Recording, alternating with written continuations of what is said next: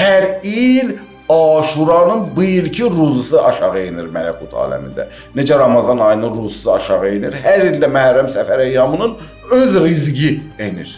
Biz onu qarşılaya biləcək halımız var ya yox. Nə qədər tutumumuz var? Mühüm mövzu budur.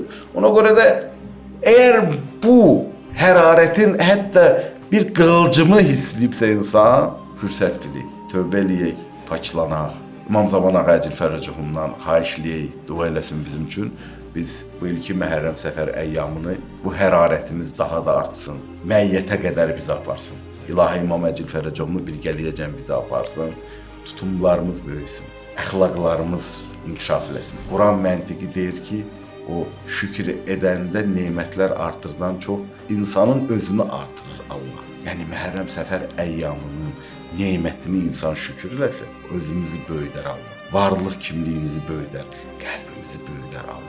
Abdullah hələ budur da Allahın bəndəsi olmaq. Allahın dostuyla məiyyət birgəlik, yəni çün sən bilirsən Hüccətullah ancaq Allahın razılığının ardıncadır. Sən də onunla birgə olanda sən özünü qatırsan kürsüyə.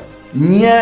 İlahi imamlarla birgəlik önəmlidir. Çünki qalan hamısı kürdür, kürsüdür. Adi bir məsələ, rəngin, dadın, adi bir məsələ dəyişir onu. Bəli, bəli. Amma kürdə sən paklana bilirsən. Bizə İmam Zaman Ağa Əcil Fərəcəhumla əgər birgəliyin olsa, sən kürsüyə daxil olursan, paklanırsan. Yox, əgər onunla birgəliyin olmasa, Kövsər hovuzuna daxil olmasan, istənilən bulaşıq səni vəziyyətdən təzədən dala atar.